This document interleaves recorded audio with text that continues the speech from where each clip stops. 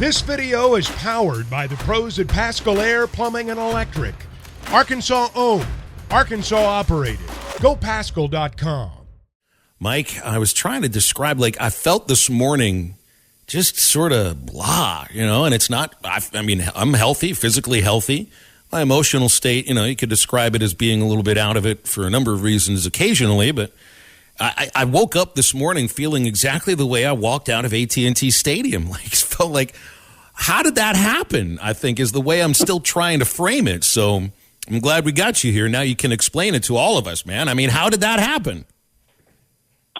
Just another one of those crazy, crazy endings and losses to A&M. There's been a string of them. I thought maybe Arkansas was done with that after last year. There's been so many of those losses in AT&T where some crazy thing happened, and this was probably the worst of all. You're about to go up 21-0. You're going to destroy those guys, and it all changed in about 15 seconds. And then that last kick, as long as I've been watching college football, I don't think I've ever seen that before. Somebody pointed out, and I don't know if this is true because I don't follow the NFL that much, but they said that the goalposts are higher in the NFL, and if that had been a college game, it would have been up to the ref. They kind of eyeball that, but he said very easily if it doesn't hit the top of that, that upright, maybe it's considered a made field goal. So nutty. So many people, on social media are putting it on play calling in some cases and trying to blame the coordinators, Kendall Briles for, utilizing Malik Hornsby on back-to-back plays, which blew up. The wide receiver pass, which I don't know if it's worked once yet in these last couple of years, but still, I'm looking at the idea that you're at the 3-yard line and KJ Jefferson loses the football. That should not have happened. And you're at the 15-yard line in the fourth quarter driving for what you're expecting to be a game-winning touchdown or at least a chance at it, and the snap by Ricky Stromberg. Now, I'm not saying they would have scored the touchdown, but they certainly looked like they were on the way towards it. There's 14 points right there. There's 14 points. That's the difference to me. To me, there was those two plays, Mike. Well, it's all of that stuff. Certainly player mistakes. I find myself asking, because this happened last week where you get down inside the 5 and you're trying on 1st and goal to run right into the middle of a defense. And, at some point, that is a function of play calling. You got to ask yourself, can they come up with a better plan?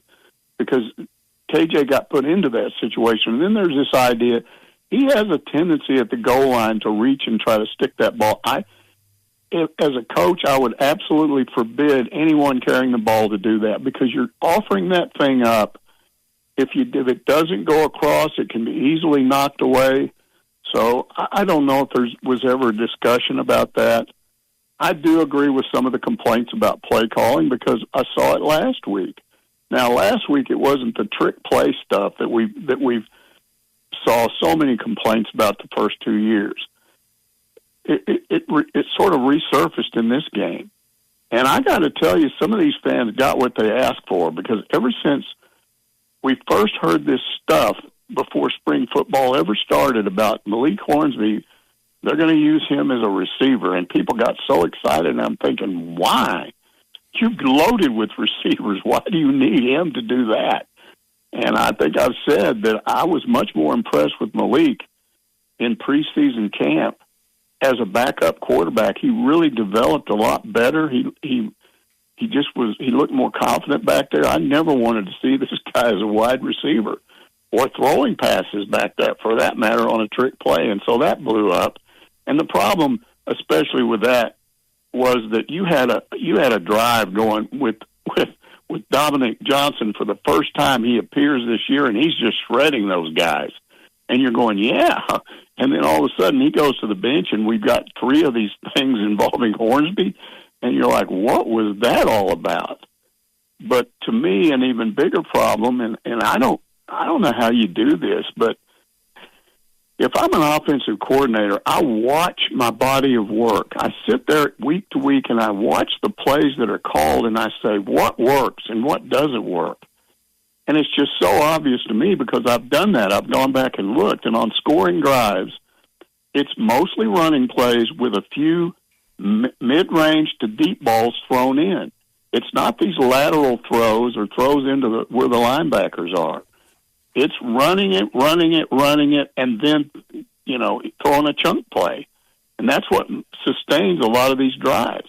What blows them up is running first down straight into the middle of the defense and getting 1 yard, and then 2 yards, and then throwing on 3rd and 8. KJ Jefferson is not an accurate passer on 3rd and 8. Go back and look at it. Chart it. I have. This is where his incompletions are coming from.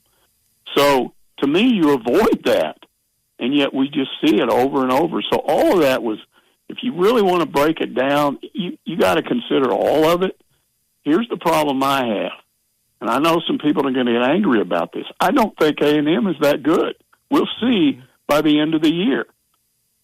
But they're going to play teams much better than the Aggies. Starting this week, I'm not so sure BYU's not better.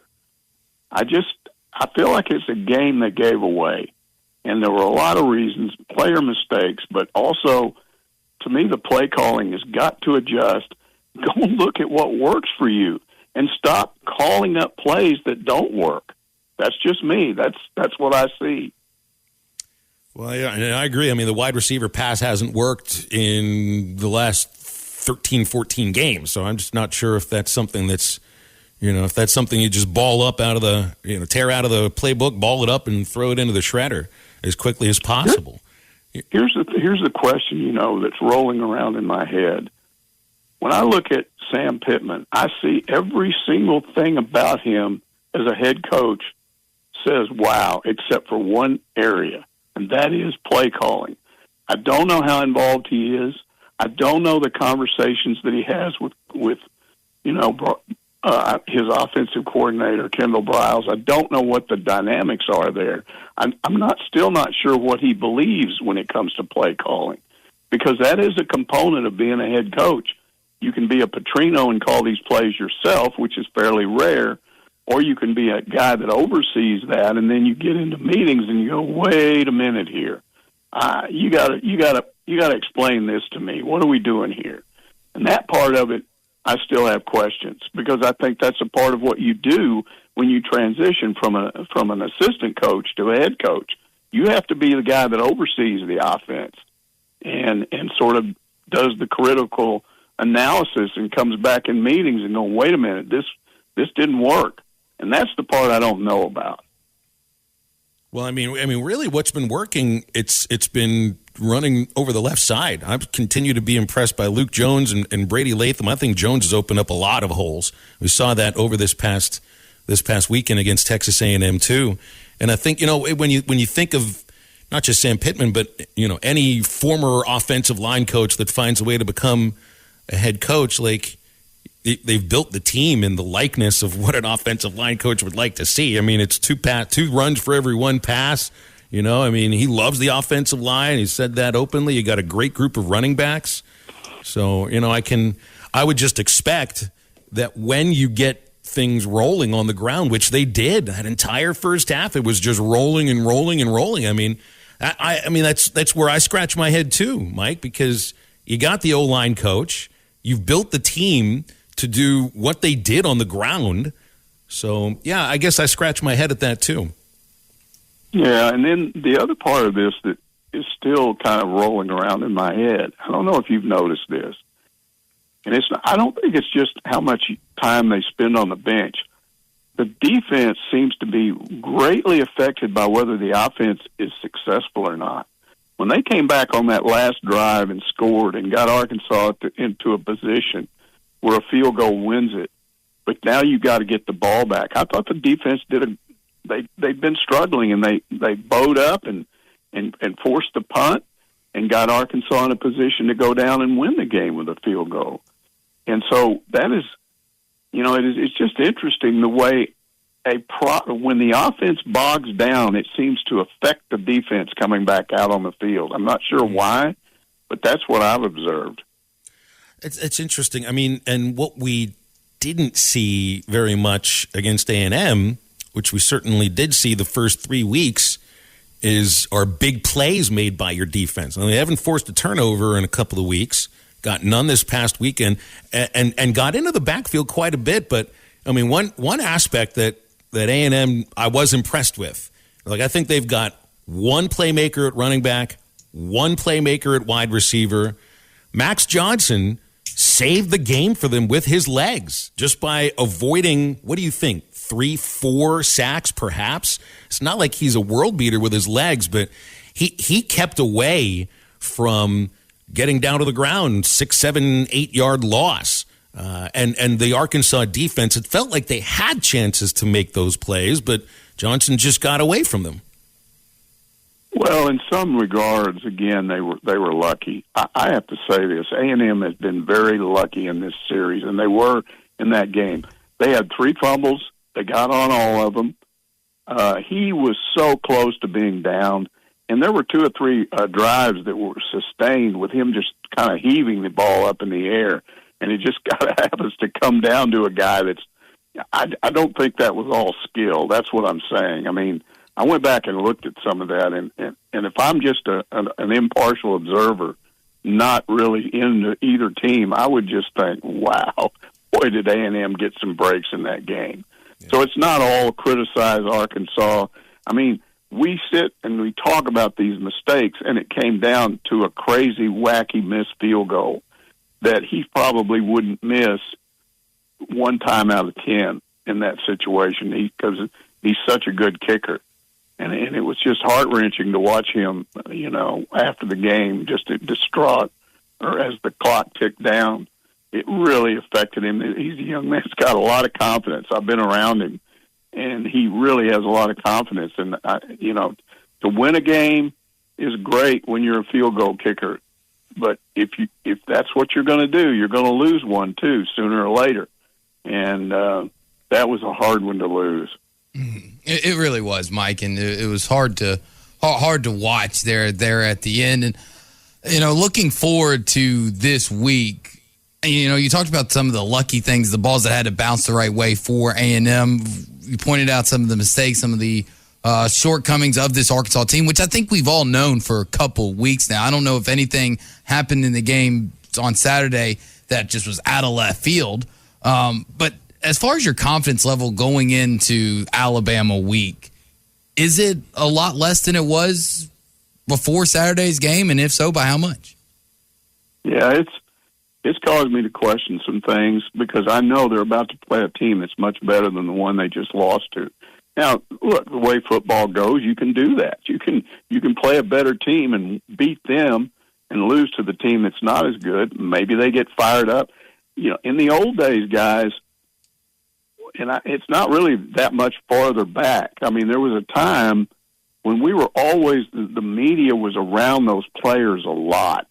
I can remember going down to that first floor of the Broyle Center, the bottom floor where the locker rooms were, and we could walk around in that hallway, that concourse above the indoor workout area, and players would come in and out of the locker rooms, and they'd be going to the equipment window. And you could stand there and talk to these guys. You could also hear them talk. And you just got a feeling about what was going on with the team. We're so isolated with these guys now, we don't know. Unless you know somebody on the team, unless this started 8-10 years ago. It's just a total isolation once the season starts. You're not allowed to talk to these people. We run into issues all the time with our news people, because they think you can just go ask somebody a question. Hey, just go ask them. Well, you can't do that. You have to wait for a press conference, and you may not even be able to get a certain player if you want to ask a certain player. If they're not scheduled for the press conference, you don't get them. So try to sit here and analyze and say, yeah, I think they're fired up and they'll really go after Alabama and they'll bounce completely back. I'd love to say, yeah, they're going to do that, because I think that's the biggest issue, is whether or not they can come back and just, double down and play a great game. And if they do, they can win. They almost beat them last year. It was a very close game in Tuscaloosa. So can they do that? I don't know. But on paper, it doesn't look very good. Mm-hmm. Well, you mentioned last year's game, and I think that we've seen Alabama, I guess, I wouldn't say weaker, but a little bit more exposed. Which blueprint would you kind of go off of? Would you go off of what you did to Bryce Young and that team last year, or do you kind of look at what happened in that Texas game and say, if we can replicate what Texas was able to do, we know that we're more talented than Texas, and we think we can get that win? Well, I do both, but I definitely think you look at that Texas game and you study it a lot and try to go with what they did. The thing that I would say about Texas, again, a team that was overrated. Everybody got way too excited about them down there where they are, because that's what the media does. They play them up every year. But they do have a better defense because of Gary Patterson. There are people in this business I believe in, and I believe in that dude. He knows what he's doing. So their defense is good. And I would study what they did in that game, and I would say maybe this works for us. BetOnline is the fastest and easiest way to wager on all your favorite sports, contests, and events with first-to-market odds and lines. Find reviews and news for every league, including Major League Baseball, NFL, NBA, NHL, combat sports, esports, and even golf. BetOnline continues to be the top online resource for all your sports information, from live in-game betting, props, and futures. Head to BetOnline today or use your mobile device to join today and make your first sports bet. Use our promo code BELIEVE50 to receive your 50% welcome bonus on your first deposit. That's BELIEVE, BLEAV 50. That's BELIEVE, BLEAV 50. Bet online, where the game starts.